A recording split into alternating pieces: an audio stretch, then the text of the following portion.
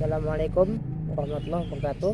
Waalaikumsalam warahmatullahi wabarakatuh. Teman-teman, saya sekarang bersama dengan Rektor ISIF, Institut Studi Islam Fahmina, Bapak Kiai Haji Marzuki Wahid. Nah, kita ingin bicara sedikit tentang why ISIF gitu. Kenapa sih kuliah di ISIF? Jadi apa aja alasan untuk kuliah di ISIF itu? Apa sih keunggulan-keunggulan ISIF yang lebih dari kampus-kampus lain? Itu barangkali Abi bisa memberikan sedikit informasi ataupun motivasi. Oke, baik. Ya, terima kasih Bang Imad ya. Saya panggil Bang Imad. Ini yang aktif di media sosial. Kalau tadi bertanya mengapa kita perlu atau harus kuliah di ISIF ya, apa keunggulannya, distingsinya dan seterusnya itu, saya ingin mengatakan gini. Kuliah di perguruan tinggi agama sekarang ini sudah banyak pilihan ya. Di Indonesia ini sudah mungkin 500-700-an perguruan tinggi agama Islam, negeri dan swasta ya.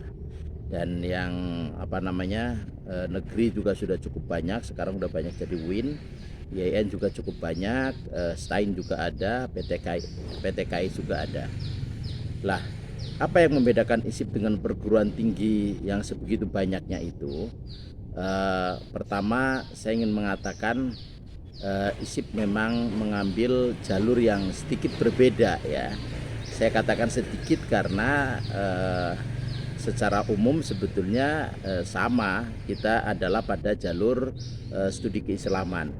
Sesuai dengan namanya Institut Studi Islam Fahmina, maka ISIF berada pada jalur studi keislaman ya, Islamic Studies, Dirosat Islamiyah.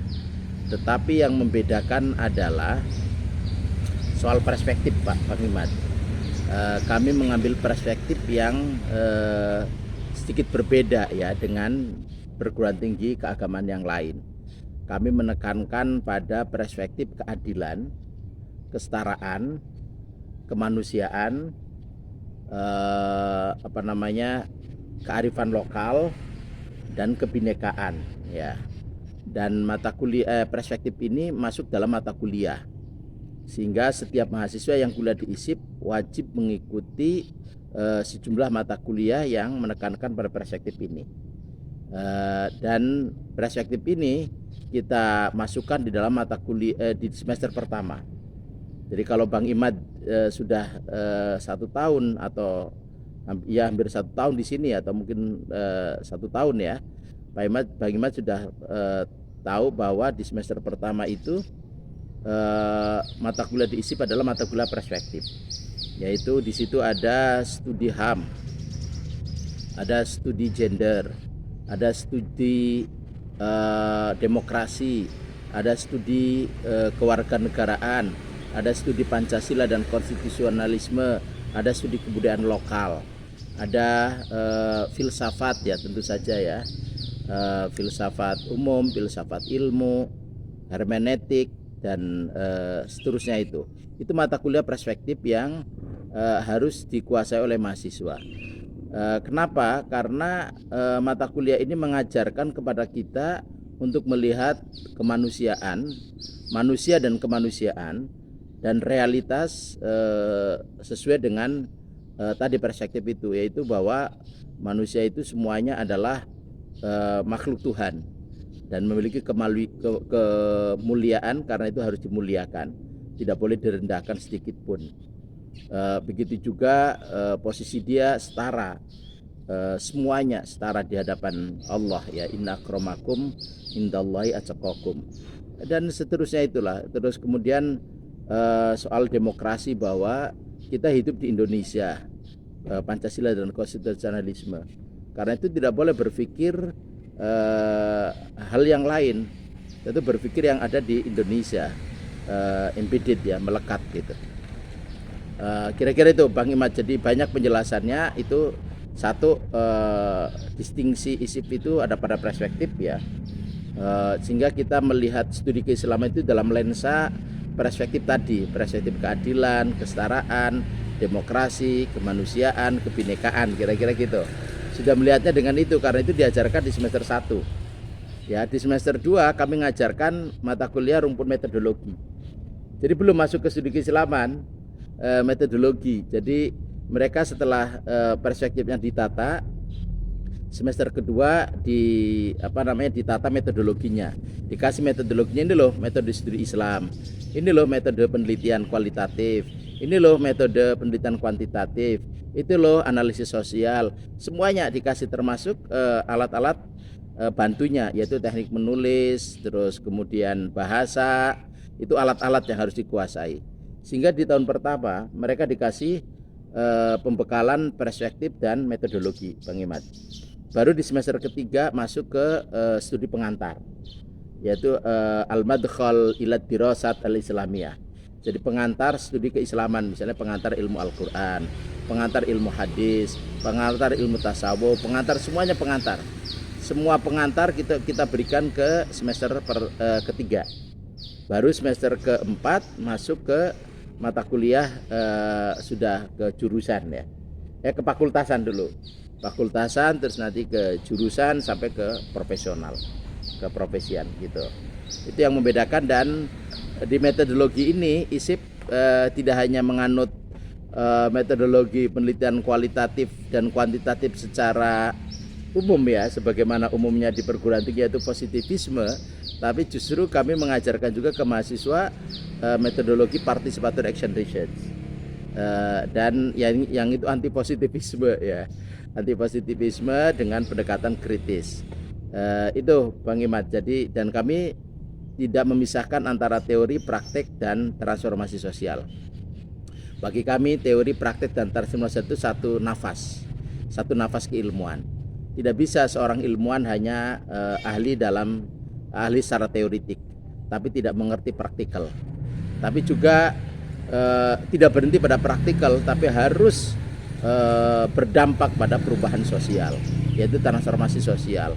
Karena itu teori, praktek, dan perubahan sosial atau transformasi sosial adalah satu nafas. Seorang ilmuwan harus menguasai teori, juga bisa mempraktikannya dan mampu mengubah kehidupan ini. Itu yang dianut oleh ISIP, Bang Imad, termasuk dalam studi keislaman. Ya. Itu tadi dari segi alasan untuk bisa kuliah di ISIF ya, dan juga dosen-dosen ISIF ini lumayan bersemangat ya. Kalau bahasanya Abi Marzuki kan lebih ke arahnya kita berjuang di sini, dan banyak juga orang yang mau menjadi dosen di ISIF. Dan kalau saya pribadi merasakan ada berkahnya ya. Itu gimana? Apakah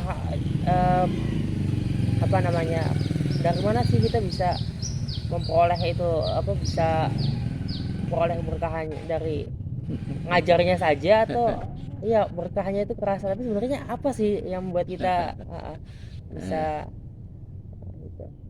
Oke, baik.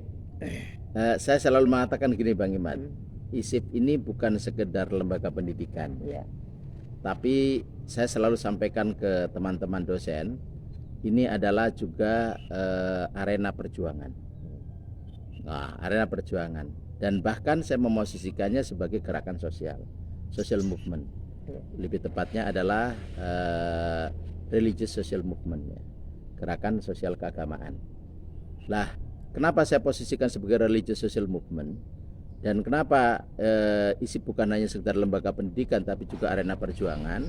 Karena bagi saya tidak berhenti pada hanya memperoleh ijazah, sebagaimana mungkin ya, saya nggak tahu, sering saya dengar beberapa perguruan tinggi dan atau motivasi mahasiswa kuliah itu hanya pengen dapat ijazah. Saya kira itu yang saya tolak sama sekali.